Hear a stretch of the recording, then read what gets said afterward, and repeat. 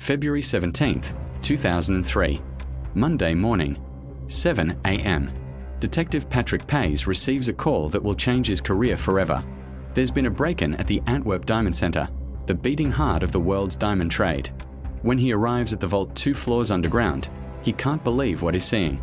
The white-tiled floor of the vault was littered with diamonds, pearls, emeralds, rubies, gold, and silver. Empty velvet-lined jewelry cases, cardboard cigar boxes, and tin-clasped metal containers lay amid sparkling gemstones of every imaginable cut, color, clarity, and carat.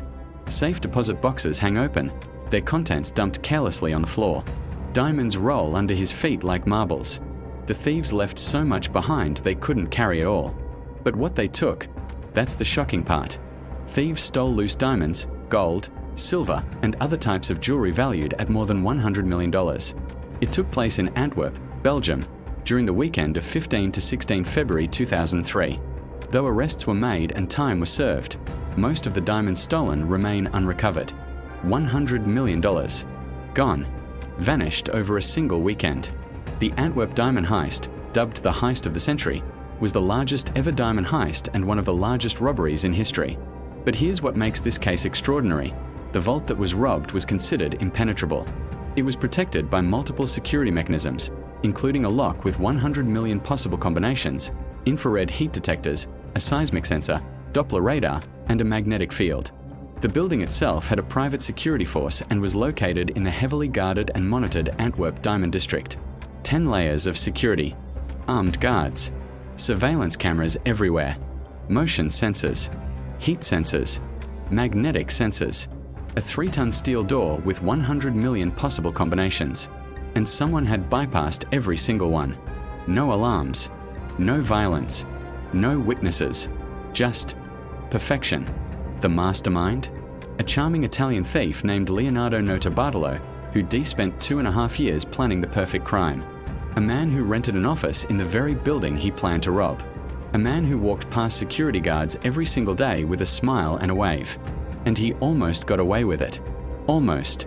Because 22 years later, most of the diamonds are still missing. The truth about who really orchestrated the heist remains a mystery. And Leonardo Notarbartolo, now a free man, insists he was just a hired gun. This is the story of the heist of the century. A story of cunning, precision, and one catastrophic mistake that brought it all crashing down. To understand this heist, you need to understand Antwerp. Antwerp, Belgium, known as the diamond capital of the world, handles and distributes approximately 85% of all diamonds globally. Behind its beautiful scenery and wealthy tenants, Antwerp contains an extremely advanced network of vaults, distributors, and businesses that keep billions of dollars of stone moving annually. Since the Middle Ages, Antwerp has been the center of the world's diamond trade. Rough diamonds from Africa, Russia, and Canada flow through this Belgian city. Expert cutters and polishers transform rough stones into glittering gems. Dealers make multi-million-dollar handshake deals in Yiddish, Hebrew, and Dutch. And at the center of it all sits the Antwerp Diamond Center, a modern fortress built specifically to protect the world's most valuable gems. The thieves targeted a building called the Antwerp Diamond Center, which housed dozens of gem trading companies. The building had 3 blocks, A, B, and C. 2 stories below B block. Behind steel-reinforced concrete lies Diamond Center's famous vault. The vault holds 160 safe deposit boxes where diamond brokers can leave their gems while negotiating deals with jewelers. And before 2003, everyone believed it was impossible to rob. The crypt, equipped with a 3-ton steel door guarded by a combination lock capable of 100 million different combinations, external and internal cameras, light sensors, magnetic sensors, a seismic sensor, and hundreds of individually secured lockboxes, seemed impossible to conquer. But Leonardo Notarbartolo looked at that impossible vault and saw only one thing: a challenge. Leonardo Notarbartolo was born in Palermo, Sicily, in 1952, and by his admission, he became addicted to stealing from a young age. He sometimes traveled there to pawn off diamonds stolen back home in Italy. Having been a thief since the age of 8, his first victim was the milkman. Leonardo wasn't your typical thief. He was charming, sophisticated, multilingual. He spoke Italian, French, and Dutch fluently. He understood diamonds, how they were cut, how they were valued, how the trade worked. After years of petty thefts and picking locks, he began tracking jewelry salesmen around Italy to study their behavior and dealings. As a result, Leonardo started assembling a team of skilled thieves in his 30s, including lockpickers, alarm aces, safecrackers, and tunnel experts. Since all these men, including him, lived in and around Turin, the group became known as the School of Turin. The School of Turin. It sounds like an art academy, doesn't it? But this was no school for painters. They were members of a loose affiliation of Italian thieves called the School of Turin, La Scuola di Torino. Leonardo and his team of thieves participated in several robberies over the next several years. He would pose as a jeweler and be invited to offices, vaults, and workshops for inspection. He would purchase a few gemstones as tokens, only to empty their stocks in a week or month and vanish. It was the perfect con. Appears legitimate. Build trust. Study security. Then strike. Leonardo would travel to Antwerp, Belgium, twice every month to sell the stolen jewelry for cash. And it was during those trips to Antwerp that Leonardo began to notice something. The Diamond Center. The vault. The billions of dollars sitting just 2 floors underground. And he began to wonder, could it be done? Roughly 2 years before the night in question, Leonardo Notarbartolo took out a lease on an office in the Antwerp Diamond Center, located at 911 Schupstraat, in the heart of the city's diamond district. Leonardo Notarbartolo rented an office in the Antwerp Diamond Center building at 911 Schupstraat in the Antwerp Diamond District. He rented a sparsely furnished office for approximately $700 per month in the Diamond Center 2.5 years prior to the robbery. Part of the appeal of this rental was that it included a safe deposit box located in the vault beneath the building. Think about that. For $700 a month, Notarbartolo got an office, a legitimate business presence, and, most importantly, direct access to the vault he planned to rob.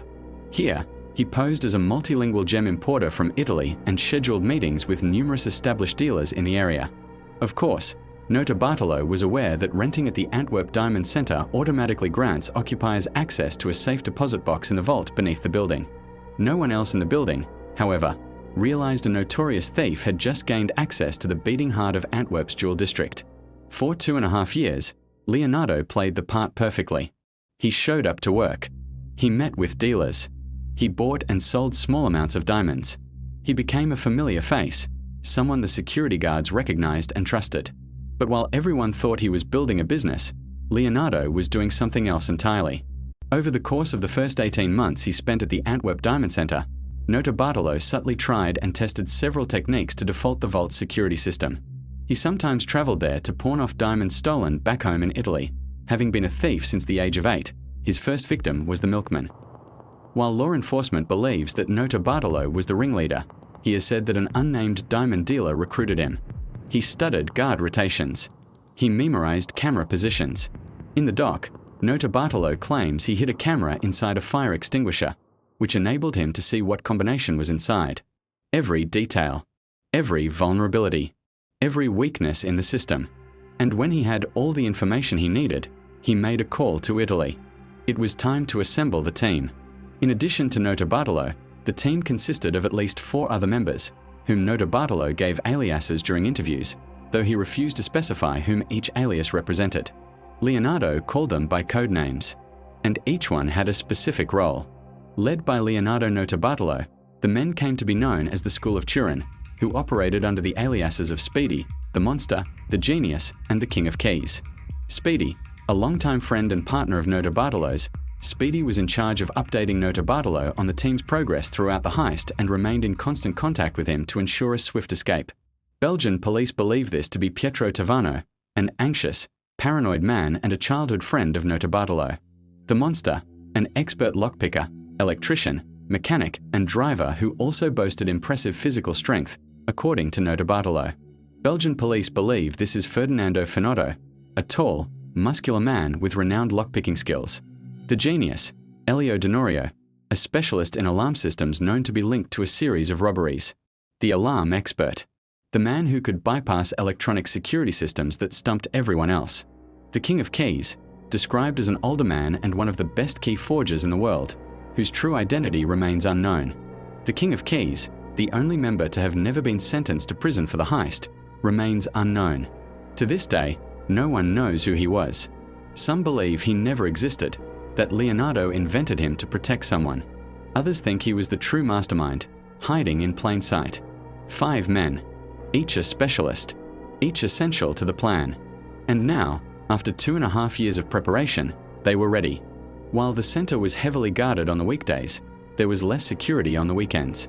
That was the vulnerability. During the week, the Diamond Center was a fortress. But on weekends, tenants could enter freely. No extra screening. Just badge in and go. The weekend time allotment would allow the group of thieves ample time to carry out the heist before everyone returned for the business week.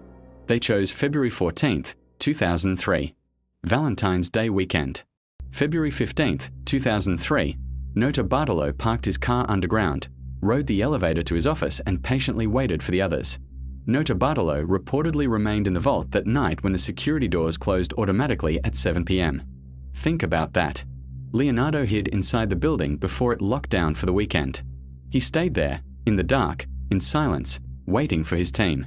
Several hours later, 3 other members gained access via the elevator. Now the real work began. First, the sensors. The motion detector at the foot of the elevator had been disabled with spray silicone, and the vault's light detector had been rendered useless with a simple piece of tape. Stolen shows thieves covering motion sensors with hairspray, light sensors with black duct tape, and cameras with black plastic bags. Hairspray, duct tape, plastic bags. Not exactly high-tech equipment, but it worked. The vault's magnetic lock, which relied on a magnetic field between 2 plates to trigger an alarm if broken, was bypassed by carefully removing the bottom portion of the screws securing the plates while the magnetic field was inactive earlier that week and using adhesive tape to keep them in place. During the heist, they used a custom aluminum plate to keep the plates together and so maintain the magnetic field when opening the vault door. To avoid detection by the infrared sensor in the vault, a thief used a polystyrene shield to block his thermal signature and secured the shield in front of the sensor. One by one, they neutralized every security system. The heat sensors, the motion detectors, the cameras, the magnetic field. And then came the final obstacle, the vault door itself. The vault itself, however, was protected by a dual lock system, a combination and a key lock, and 2 feet of reinforced steel. Duplicates of the key had been made in advance, but the combination lock was a bit more difficult, and we still don't know how they cracked it. For me, the biggest mystery is, how did they get past that combination lock? Selby says, a lock with 100 million possible combinations. That's not something you can guess. That's not something you can crack in a few hours. Leonardo claimed he filmed the combination using a hidden camera. Others think he had inside help. We may never know the truth. But somehow, impossibly, they got it open. They turned off the lights, then opened the vault door. Next, they used a crowbar to pry open the day gate. They were in. Once inside, the thieves used a custom-made, hand-cranked device to break open 109 of the 189 safe deposit boxes, each equipped with both a unique key lock and a 3-letter combination lock. 109 boxes, each with its own key and combination, each filled with diamonds, gold, jewelry, cash. The reason 37 boxes were left untouched is because the robbers were unable to carry any more diamonds. They worked methodically, opening boxes, dumping contents into bags, sorting through gems, taking only what they could carry. 4 hours, they worked in silence in the darkness 2 floors below the streets of Antwerp. And when they were done, they had more wealth in their hands than most people see in 10 lifetimes. When the thieves were done, they stole security tape so that no one could see them committing a crime. One final touch of brilliance. No footage, no evidence, nothing for the police to work with. The School of Turin's exit was as meticulously planned as their entrance. Long before entering the Diamond Center, the school had fabricated their own master key which gave them access to every door in the Antwerp Diamond Center. That same handmade key gave Notarbartolo and the remainder of the crew access to the underground garage, which had an exit route that put them a full block outside the gated, guarded, and contained Diamond Center. With the gems and diamonds successfully retrieved, the group split, with some returning to Notarbartolo's apartment in Antwerp and others driving straight to Italy, where the group was meant to reconvene to divvy up the goods. After stopping at Leonardo's apartment to divvy up the take, the crew wisely decided to leave town. They'd done it. The impossible heist. The crime of the century. Now all they had to do was disappear. But here's where everything fell apart. In a wooded area about 30 miles or so outside of the city, the School of Turin disposed of some of the less damning evidence by tossing bags into a secluded spot, their final task before heading home. All Notarbartolo and Speedy had to do was dump incriminating evidence near the E19 motorway between Antwerp and Brussels, and they would be on their way too. They thought they were being smart. Get rid of anything that could link them to the crime. Gloves, receipts, packaging, evidence. But they made one catastrophic mistake. Unfortunately, the particular patch of ground they chose was owned by August van Camp, a local man with a penchant for litter picking. August van Camp was obsessed with people littering on his property. He patrolled his land regularly, picking up trash, trying to identify who was dumping garbage near the highway. The next morning, the landowner, August van Camp, discovered the discarded items and notified the police. Among the debris were items linked directly to Notarbartolo, providing investigators with a critical lead. Among the debris, he found a smattering of emeralds, a supermarket receipt and a half-eaten salami sandwich, and quickly called the police to report fly tipping, as he apparently did on a regular basis. A half-eaten salami sandwich. That's what brought down the heist of the century. Certainly without thought, one item had been placed in that bag which proved to be rather damning, and more than certainly avoidable. As the school of Turin was making their way casually out of Antwerp with approximately 100 million euros, Leonardo was eating a salami sandwich.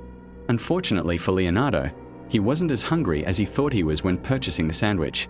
Unwilling to finish it, he simply tossed the sandwich into the bag with the other disposable items.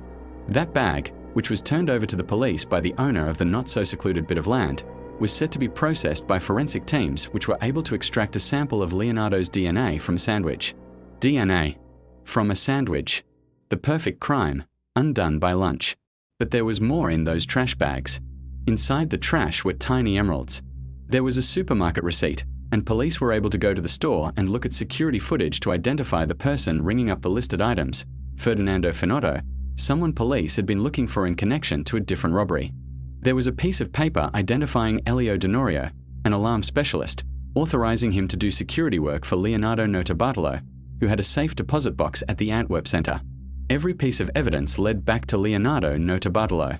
The police now knew exactly who they were looking for. Turin authorities told Antwerp authorities about the so-called School of Turin, a network of criminals in the area.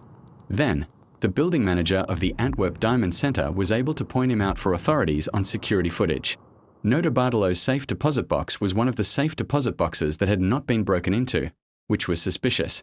Of course his box wasn't broken into. He was the thief.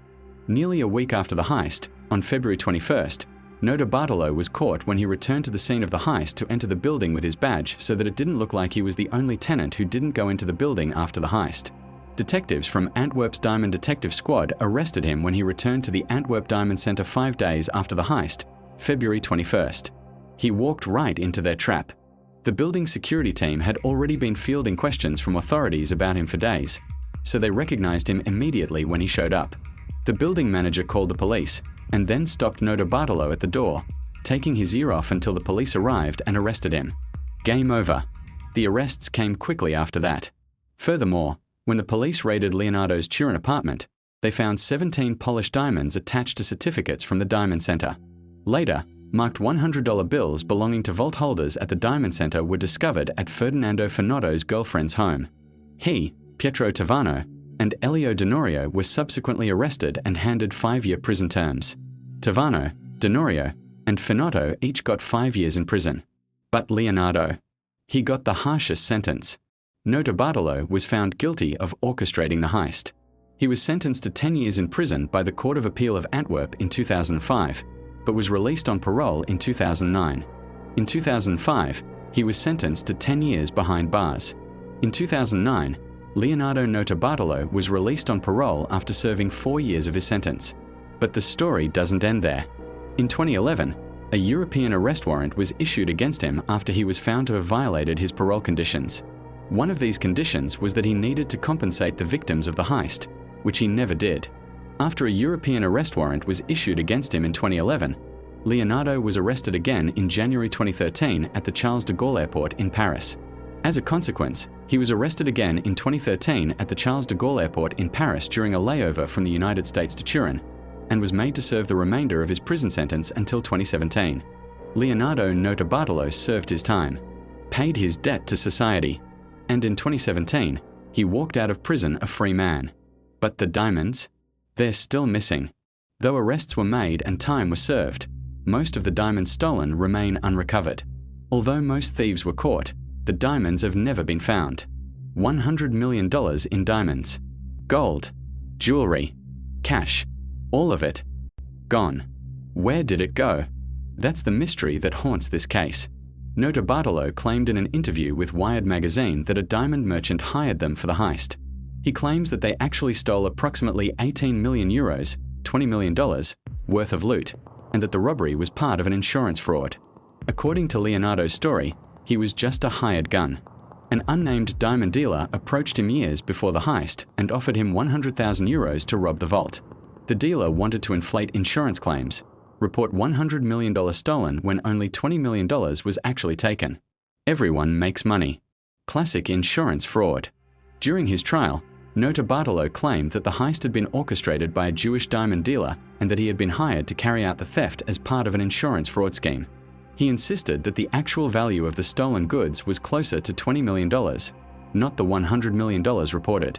However, these claims were never substantiated, and the true extent of the stolen loot remains a matter of speculation. But there's a problem with Leonardo's story. Many traders opted out of insurance due to the facility's reputed impregnability, with multiple layers of security including armed guards and surveillance, leading to only a fraction of the stolen goods being insured. The vault wasn't insured. Most of the diamond dealers didn't have insurance either. They trusted the security system. So the insurance fraud theory doesn't really make sense. Due to the fact that the vault itself was uninsured, as the insurance company realized the security flaws and would have never given it an insurance policy, there was actually very little insurance money involved. This, along with other pieces of evidence, casts doubt on his story. Experts do not consider Notarbartolo's account plausible. So if it wasn't insurance fraud, what was it? Some believe Leonardo is still protecting someone. Italian authorities have also pinned potential blame on Notarbartolo's cousin Benedetto Capizzi, an alleged high-ranking member of the Sicilian Mafia. Was the Sicilian Mafia involved? Did they order the heist? Did they take the diamonds? We may never know. What we do know is that the King of Keys, the mysterious fifth member of the team, was never caught, never identified, never arrested. The true identity of the King of Keys, the only member to have never been sentenced to prison for the heist, remains unknown. Some believe he was the real mastermind, the person pulling the strings, the one who walked away with everything. So where is Leonardo Notarbartolo now? According to Heist of the Century, he now lives with his wife in the countryside near Turin and runs a small business making wood pellets typically used for fireplaces. Since his return from prison, Leonardo has seemingly been residing in his home in Givino, a commune in Turin, Italy. He is in his 70s, mostly prefers to lead a private life nowadays, and supposedly owns and runs a small jewelry factory. Leonardo Notarbartolo, the man who pulled off the heist of the century, now makes wood pellets for fireplaces in the Italian countryside.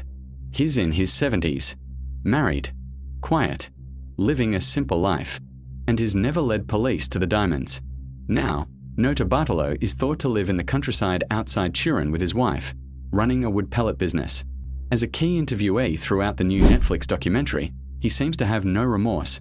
"I've always wanted to be part of something like this. We felt proud of doing something so strong and powerful." No remorse, no regrets, just pride. In 2025, Netflix released a documentary called Stolen, Heist of the Century. And for the first time, Leonardo Notarbartolo agreed to speak on camera about the heist. The robber, Leonardo Notarbartolo, who had an office in the building he stole from, speaks on camera for the first time about his role in the theft of about $100 million worth of diamonds in Antwerp, Belgium, over the weekend of February 15, 2003. He tells his side of the story. He explains how they did it. He defends his actions. But he still won't say where the diamonds are. In a 2016 interview, Leonardo stated, "Do you know what my dream is? Not at all the Diamond Center. It's having a full pack of cigarettes filled with diamonds. If I really had it, I'd retire to private life. I've always been a thief, and I never stopped, except for some breaks. A pack of cigarettes full of diamonds, just that. A pack of cigarettes full of diamonds. That's all he wants. But does he have them? Did he hide them somewhere? Did the mysterious King of Keys take everything? We'll probably never know." 22 years later, The Antwerp Diamond heist remains one of the most fascinating unsolved mysteries in criminal history. The stolen loot has mostly never been recovered, and many questions about the heist's planning, execution, and true leadership remain a mystery. Was Leonardo Notarbartolo the mastermind? Or was he telling the truth about being hired by someone else? Who was the king of keys? Why was he never caught? Where are the diamonds? Were they sold? Hidden? Are they sitting in a vault somewhere, waiting to be discovered? Was the Sicilian mafia involved? Did Benedetto Capizzi orchestrate everything from behind the scenes? And the biggest question of all, how did they crack that combination lock? We still don't know how they cracked it. For me, the biggest mystery is, how did they get past that combination lock? Selby says, some mysteries have answers. Some crimes get solved. Some stolen treasures come home. But not this one. The Antwerp Diamond heist stands as a monument to the perfect crime. A heist so well planned, so brilliantly executed, that even getting caught couldn't undo it. Leonardo Notarbartolo went to prison. He served his time. He paid his debt. But somewhere out there, in a safe deposit box, in a warehouse, buried in a field, hidden in a wall, sits $100 million in diamonds that have been missing for 22 years. The bandits, members of a group of professional thieves known as the School of Turin, used cunning in lieu of violence, successfully evading security cameras, thwarting an array of electronic sensors, and penetrating a vault protected by a double-locked foot-thick steel door. They didn't hurt anyone. They didn't threaten anyone. They simply outsmarted the world's most sophisticated security system. And they got away with it. The heist of the century. Still unsolved. Still mysterious. Still perfect. What do you think happened to the Antwerp diamonds? Do you believe Leonardo's story about being hired by a diamond dealer? Or was he the mastermind all along? Who was the king of keys? And where are the diamonds now, 22 years later? Drop your theories in the comments below. Some crimes are meant to be solved. Some mysteries are meant to have answers. But maybe, just maybe, the School of Turin pulled off the one thing every thief dreams of, the perfect crime. If you enjoyed this deep dive into one of history's most fascinating heists, don't forget to like this video and subscribe for more high-stakes true crime cold cases. Hit that notification bell so you never miss our next investigation. The diamonds are out there, somewhere, and someone knows where.